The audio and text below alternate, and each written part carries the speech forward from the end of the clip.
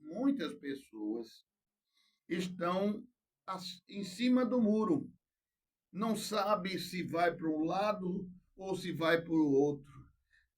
Às vezes ouve a palavra e quer vir para o lado da salvação. Mas as coisas do mundo, as fantasias do mundo, os prazeres do mundo, as ilusões passageiras do mundo fazem com que eles se enraizem para um lado que não agrada a Deus, que fiquem ali enfincados sem perceber que a vida vai passando. Enquanto você está posicionado ali como uma estaca que não se move, e você ali fica ultrapassando dias, os tempos vão passando e você continua ali na mesmice. Até as estacas vão apodrecendo. Até as estacas vão apodrecendo. Os ventos vão soprando, os intempéries, as chuvas, a salinidade do ar, o vento, né? E aquelas estacas que estão enfincadas ali no terreno, elas vão apodrecendo, mas não saem dali, embora ficando ali, ainda não brotam, porque já foram cortadas, e também não dão frutos, e ali apodrecem. São muitas pessoas que estão mais ou menos assim. Ficam enfincadas num lado que acha que é o melhor, que acham que aquele lado é um lado maravilhoso, que tudo acontece, que tudo é esplendor, mas não percebe que tudo é também tão passageiro, tudo é tão volúvel, tudo é tão efêmero, e a vida vai se passando dia a dia, dia a dia. E você ainda não alertou para a realidade que está posta aí lhe oferecendo uma condição de você ser salvo, de você ouvir esta palavra, mas não entrar no ouvido e sair no outro. Você ouvir esta palavra e esta palavra ressoe no seu coração, transforme o teu espírito e te leve à salvação. Mas você fica ouvindo e desdenhando, talvez, achando que nem precisa. Existia um cara que era muito rico e ele usufruía de tudo que era do bom, do melhor, de vestimentos caríssimos, de casas maravilhosas, confortáveis e de tudo que a vida podia oferecer de conforto. E ali uma pessoa também se posicionava naquela circunvizinhança da mansão desse cara muito rico. Se posicionava à frente da casa, ali na calçada, certamente, junto à lixeira de lixo, do lixo, que eram descartados ali alimentos e as coisas que sobravam da casa do rico. E aqui ali um mendigo todo desfavorecido pela vida, cheio de chagas, de feridas. Esse mendigo se chamava Lázaro. E Lázaro, o mendigo, morreu e foi levado pelos anjos para o seio de Abraão, ou seja, para um local majestoso ali da vida espiritual sublime de Deus. E posteriormente morre também o rico, e ele foi tragado, levado para o inferno. Ora, Não se fala nessa palavra que o rico era assassino, que ele era odioso, que ele espancava pessoas, não dizia nada nesta passagem, apenas que ele era rico. Mas, pelo que a gente entende, a riqueza é um dom maravilhoso que todos nós queremos. Mas o que esta palavra bem alerta para nós, que essa riqueza maravilhosa que você desfruta, mas que você não tem serventia social, você vai ser cobrado também. Por isso a palavra de Deus diz: é mais fácil um camelo entrar pelo fundo de uma agulha do que um rico ser salvo. E também tem outra passagem que um cidadão muito rico, tinha muitas posses, um jovem, e disse que queria ser salvo. Como é que faria, meu Jesus, para ser salvo? Perguntou ele. E Jesus disse: olha, cumpra os mandamentos de Deus. Ele disse: eu cumpro todos. Aí Jesus disse: muito bem, agora faça o seguinte: venda todas as suas propriedades, dê os pobres e venha me seguir, que você terá a salvação. Aqui nós queremos abrir um parênteses para dizer que o nosso Deus não é contra a salvação, porque você verificar que aqueles reis que foram constituídos por Deus, como Davi, como Salomão, eram pessoas extremamente ricas e que desfrutavam as coisas maravilhosas da vida secular. Então, Deus não é contra a riqueza. Agora, ele é contra aquele coração egoístico que ele só pensa em si, que é o caso desta passagem do rico e o Lázaro. O Lázaro ali carecendo de tudo, com a vida desprovida, cheio de chagas, até os cachorros lambiam as feridas do seu corpo. Mas, quando chegou no outro lado, o rico foi para o inferno e o Lázaro foi para o céu. O rico, vendo o Lázaro distante, lá no seio de Abraão, ele disse: Pai Abraão, permita que o Lázaro, que fora mendigo, molhe as pontas dos seus dedos e venha molhar a minha boca, porque eu estou aqui com muita sede. E Abraão disse: olha, existe um grande abismo entre aqui e aí. Os que estão aí não podem vir para cá, e os que estão aqui não podem ir para aí. Então, pai Abraão, avisa meus parentes, meus irmãos, que estão ainda lá na vida secular, para que eles sejam alertados no proceder deles, para que eles não venham sofrer o que eu estou sofrendo. E Abraão disse: olhe, os profetas estão lá, a palavra de Deus está lá, mas muitos não querem saber desta palavra. Então, isso nós trazemos para o nosso momento, né, nas nossas vidas.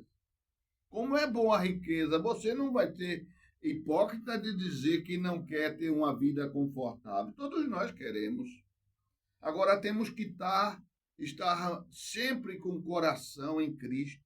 Ou seja, não ter apego às coisas que nos chegam. Pelo contrário, aumenta mais as nossas responsabilidades perante a vida espiritual à medida que você vai galgando espaço no conforto que Deus nos concede. Muitos que estão aí, bilionários, que conseguiram fortunas nas redes sociais, fazem de tudo para cada dia ficarem mais ricos, desfrutarem da riqueza, até alguns deles se tornam arrogantes, se tornam pessoas que distratam outras, mas não sabem que essas vidas de cada um de nós são vidas muito passageiras. Então, não podemos deixar de exercitar o amor ao próximo em tudo que fizermos, em todas as situações. Eu quero agora me lembrar e passar para você sobre a lagartixa. Ué, tem nada a ver com a palavra que o ministro Edson está trazendo aqui. Ele vem falar agora sobre lagartixa. Exatamente, isso me remete ao meu passado, quando eu era criança, bem criança mesmo. Eu pegava a lagartixa, uma gilete, abria a lagartixa no meio, abria o peito dela assim para ver o coração pulsando ali. Porque eu dizia que eu queria ser médico. Olha, você já vem com um ofício. Seja qualquer que seja a unção que você receba de Deus. Mas você tem que entender que em tudo que nós labutarmos, na nossa vida secular, seja um pedreiro, seja um médico, seja um advogado, um engenheiro, quem quer que seja um porteiro, seja um pintor, qualquer ofício que você esteja desenvolvendo. A gente quer alertar é que em nossas vidas, a gente, tudo que fizermos, faça com amor, porque a palavra de Deus diz, se não tiver amor, nada me vale. Então, levantei essa lembrança da lagartixa, o que eu abria para ver o pulsar, o bater do coração daquela lagartixa quando era criança. Eu já dizia à minha mãe, meus pais, que eu queria ser médico. Até minha mãe falou com a irmã dela, que é médica, para que quando ela não tivesse mais interesse, tivesse velho algum jaleco que ela usava no ofício da medicina, que quando ela fosse descartar, ela não jogasse fora, mas desse para minha mãe, porque ela queria costurar, vamos dizer, adaptar para o corpo daquela criança pequena de outrora, que era eu, e botava ali o nome Dr. Edson. Pedro, você não vai mais ser pescador de peixe, mas sim pescador de almas. Nós, quando nós estamos no nosso ofício, nós somos médicos de pessoas, mas também médico espiritual, porque a medicina é uma profissão que está muito atrelada ao sofrimento que a gente depara com pessoas labutando numa vida assim, que resulta pelas consequências de até os erros pessoais, até pelas inclinações que pessoas levaram à sua existência, por exemplo, sexualidade desmedida, contrair o AIDS, bebedeira descontrolada, resultou na cirrose, na hemorragias digestivas, excesso de alimentação gordurosa e sal, resultou em pressão alta e em consequências circulatórias. Enfim, em tudo as nossas vidas, principalmente a vida do médico, nós deparamos com situações, com pessoas que têm consequências de uma vida descontrolada de alguma forma. Às vezes também contraem câncer porque tem uma vida odiosa, não perdoa e fica remoendo aquilo. Há uma comprovação científica, pessoas que têm temperamento assim, não é, que guardam, não perdoam, elas contraem o câncer. Então, o médico, quando está no exercício profissional, que ele está atuando ali contra uma doença física, orgânica, ele não pode nunca desconjugar sua atuação na, na, na medicação, nos atos médicos, não podem ser desconjugados do amor de Deus, da espiritualidade santa. Um engenheiro também, um pintor, em tudo que você faça, faça com amor. Faça com amor. Eu falei hoje sobre o exemplo da medicina, porque ontem foi comemorado o Dia dos Médicos, dia 18 de outubro. E desde já quero agradecer a tantas saudações, tantas manifestações de gratidão a nós pelo nosso ofício, que não deixou de ser apenas um ofício. Mas para aquela pessoa que você depara em qualquer situação da sua vida, às vezes aquela pessoa está numa fragilidade tão grande, qualquer que seja a situação. Às vezes a pessoa está com um sofrimento tão grande, físico, espiritual, mental, emocional, e quando depara com um profissional, seja qualquer que seja ele, encontra aquele inesperado, eu diria assim, aquele inesperado tratamento, bom tratamento, a solução daquele problema que achava que era irresolvível em qualquer que seja a profissão. A pessoa fica tão grata. A pessoa fica tão grata. Então eu me sinto muito honrado, muito satisfeito, porque recebi muitas manifestações de carinho, de congratulações pelo Dia do Médico. E eu não poderia deixar de registrar aqui. Quando eu estou no meu ofício secular, eu faço a minha atuação médica procurando ter esse vínculo da vida profissional secular com o derramado do Espírito Santo conjugado a meus atos médicos, meus atos profissionais. Você certamente que está me ouvindo, você também, em qualquer labuta, em qualquer trabalho que você exercite, nunca esqueça que tem que ser sempre da melhor forma. Não é? Da melhor forma. Se é um pedreiro, procure fazer a obra com exatidão, fazer a construção da melhor maneira que você sabe.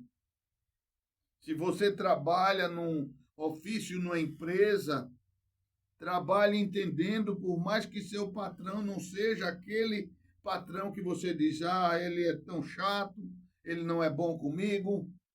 Mas mesmo assim você tem que entender, conforme diz a palavra, até nas situações que você lida com patrões difíceis, você tem que entender que você não faz exatamente, exclusivamente para ele, nem exclusivamente por dinheiro.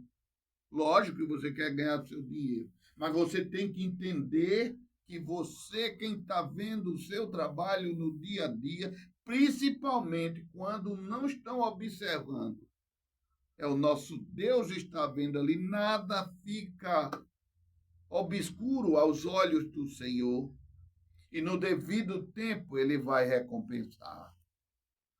E você não espere também pela gratidão das pessoas, que às vezes as pessoas dizem assim, faz porque é obrigação.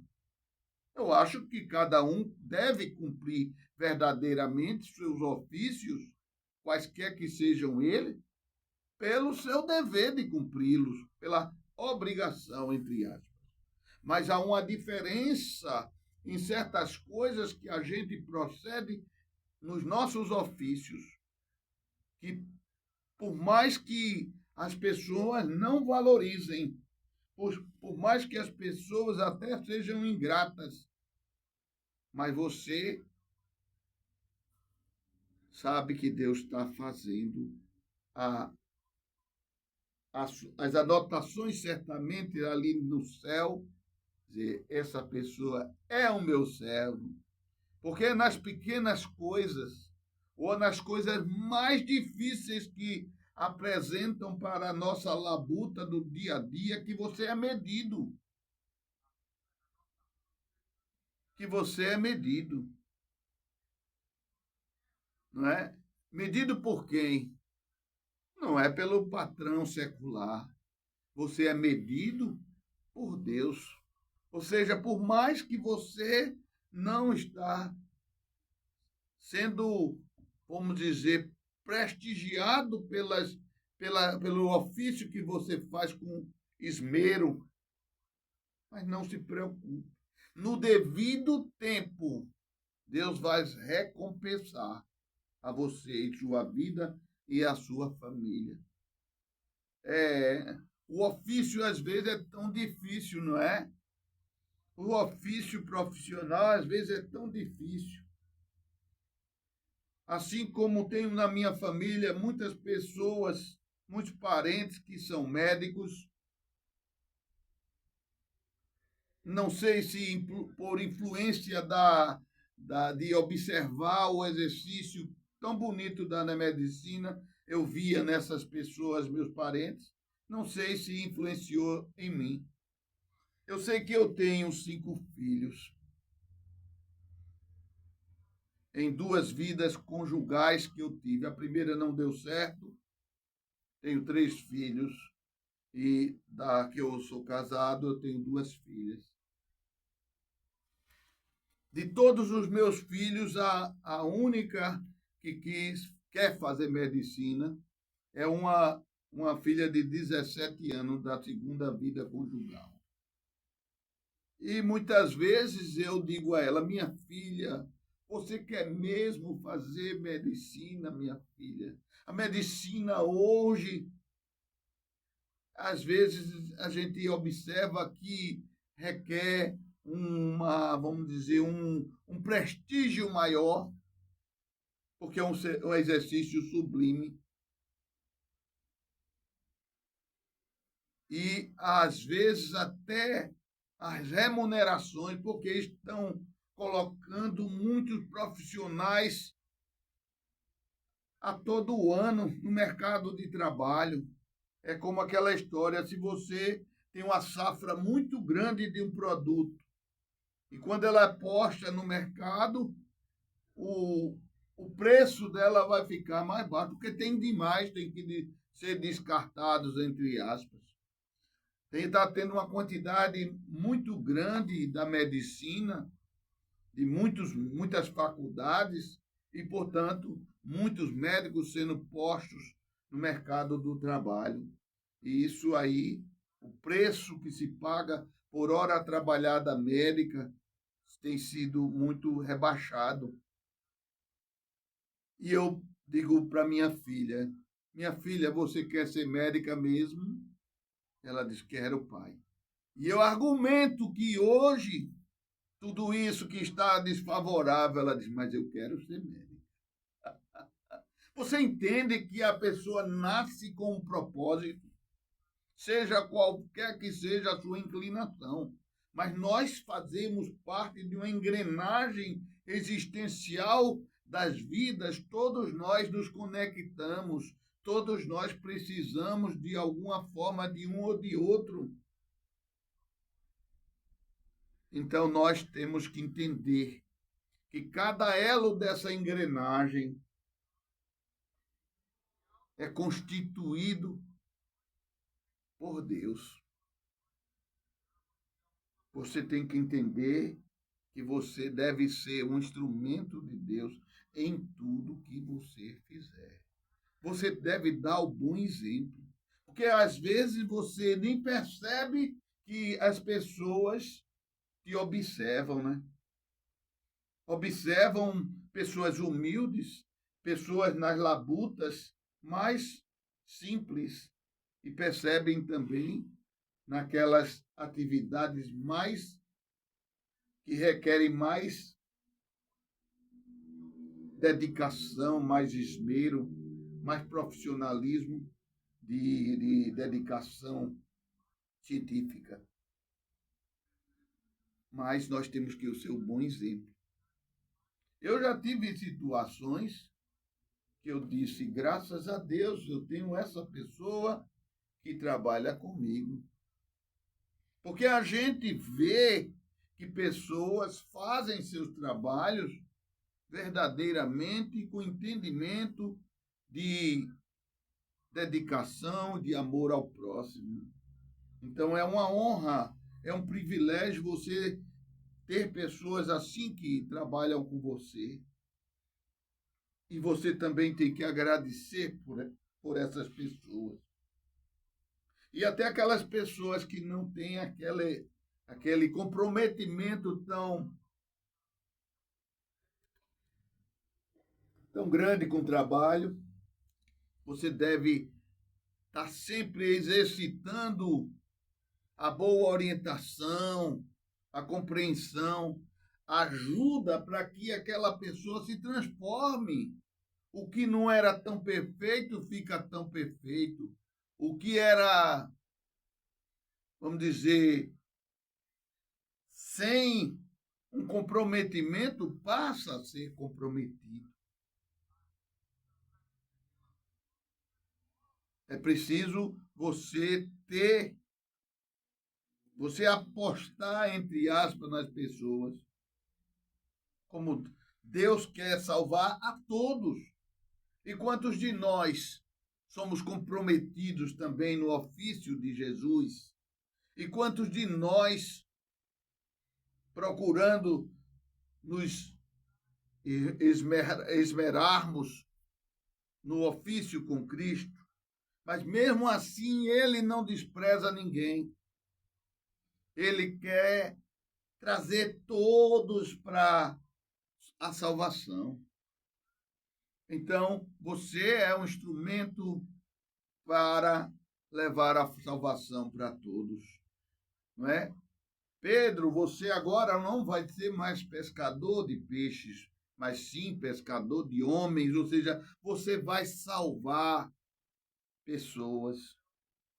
Eu sou médico. Teve momentos logo quando a direção da Rádio Gael botou no ar esse instrumento de Deus, algumas pessoas desdenhavam. Ué, deixou de médico, agora virou locutor? Eu dizia, sim, sou um pescador de almas também, de vidas, né? Você que é um pastor, está no púlpito ali, você é um pescador de almas, de vidas. Você que é um pedreiro, você está dando exemplo. Você que é um pintor, você está dando um bom exemplo. Agora, o pior de tudo, eu já tive situações que, ao contrário disso tudo, eu já vi gente dizer assim, olha, eu não emprego de jeito nenhum pessoas que sejam crentes, porque tem sido uma decepção tão grande, e cada um que você aposta, dizer, não, ele é crente, eu vou dar essa oportunidade, porque é um irmão em Cristo, e você se arrepende, em muitas vezes. É verdade, é verdade. Mas por que isso? Porque muitas pessoas ainda estão numa capa, mas num invólucro. Mas o conteúdo ali está ainda tão tenebroso, tão descomprometido, entende? Não é tão somente com o trabalho secular, mas com o trabalho com a vida espiritual. Mas não pode generalizar. Tem tantos irmãos em Cristo que são exemplos. Como diz a palavra, tem pessoas que não seguem a lei, mas pelo seu ofício natural cumpre os ofícios, as recomendações da lei.